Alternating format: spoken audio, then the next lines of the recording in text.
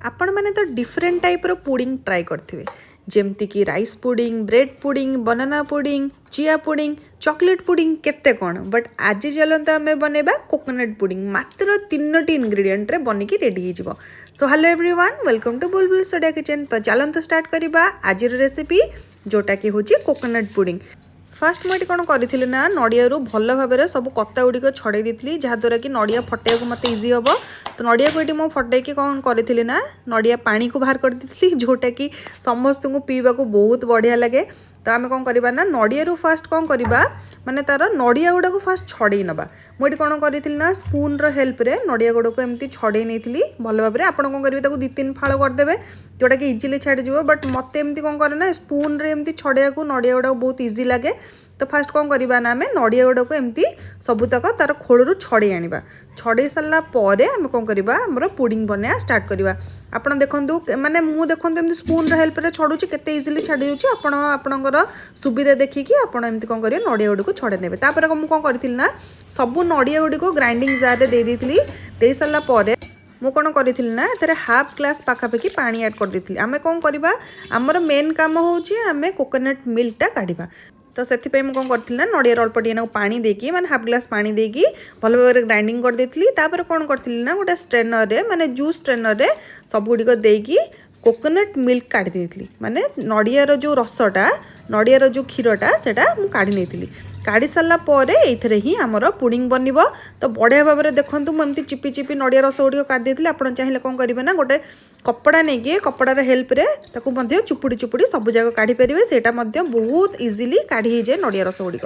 तो आ बाकी तक जो नड़िया लगी से अल्प टे पानी देकी सब गुड़िक भल भाव में क्लीन करके से जारटा को ताको मध्य ऐड कर देती। माने सेथुरु मध्य नड़ियार रस सबू काढ़ी नहीं बढ़िया भाव में सब नड़िया रस काढ़ी सारा पर आम ए चलतु पुडिंग बनया स्टार्ट करवा। जो थे कि आउ 2टा इंग्रेडिएंट गोटे होगला आमर कोकोनट मिल्क आउ 2टा इंग्रेडिएंट गोटे हूँ अल्प टे चीनी आउ 2 चम्मच पाखापाखि होमर कॉर्नफ्लोर। ये 3टा जिनस माने delicious ready Homer coconut pudding जोटा कि खाइबा को बहुत टेस्टी लगे। तो ये देखो मुझे कौन करी ना 3 चम्मच पाखापाखि दे मु चीनी एतरा माने कोकोनटा मीठा थिला। तो 3 चम्मच मु कौन करती ऐड कर देती चीनी आ 2 चम्मच दे देती मु कॉर्नफ्लोर देकी कौन करती ना भल भाव में मिक्स कर देती जमती कि बढ़िया भाव में कॉर्नफ्लोरटा आमर कोकोनट मिल्क सहित माने मिक्स हो जमती कि लम्स रही बढ़िया भाव में जमती मिक्स होती खाली टिके ध्यान देवे ना कि कम करिया नहीं। तापर मुझे कौन करती ना गैस रो फ्लेम को ऑन कर देती देन ताकू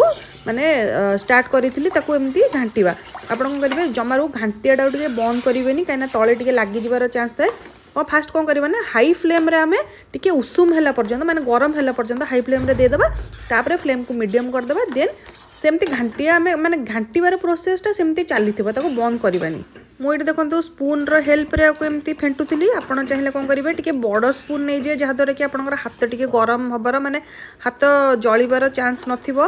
तो एमती कौन करवा भल भाव में एमती रोटेट करदेबा 2-3 मिनट बढ़िया भाव में मीडियम फ्लेम कर सारा पर देखूँ केते बढ़िया भाव में बबल्स आसिलानी और धीरे धीरे से थिक हवा स्टार्ट हम मैक्सिमम 5 मिनट पाखापाखि मैक्सिमम 5 मिनट ये कर सारा पर देखो बहुत बढ़िया बहलिया हो। तो ये स्टेज आम कौन गैस फ्लेम को ऑफ करदे या बेसी बहलिया करवानी। गैस फ्लेम को ऑफ कर सारा पर जो बहुत गरम होता गोटे 2 मिनट छाड़ीदे हल्का टिके नॉर्मल हवाई। तापर कौन करवा आम गोटे जो थे आप सेट करिया चाहिए मुझे गोटे बाउल नहीं से सेट कर दूची।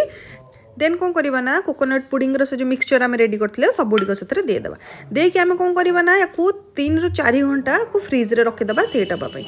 3-4 घंटा पर देखिए यहाँ पूरा परफेक्टली सेट हो ये देखो 3-4 घंटा हो गला। मो हाथ देखो साइड कर केते बढ़िया इजिली देखो बढ़िया साइड छाड़ी जाऊँगी। तो ये आप जाने आपंकर पुडिंग पूरा रेडी हो गला। या गोटे प्लेट रे एमती काढ़ी नौची काढ़ी नाला पर मुझे टिके डेकोरेट करी जोटा कि टिके टूटी फ्रूटी आउ आलमंड रे आप चाहिए आप किसी डेकोरेट करा भी दरकार नहीं आप सेमती भी आपको खाईपर बहुत बढ़िया लगे। बट टिके सुंदर देखापी मुझे टिके टूटी फ्रूटी और टिके आलमंड दे देती जहाद्वारा कि कोकोनट पुडिंग बहुत सुंदर देखा जाउतला। तो ये देखो आमर बनिकी मात्र 3टा इंग्रेडिएंट रे बनिकी आमर कोकोनट पुडिंग रेडी हो जाए।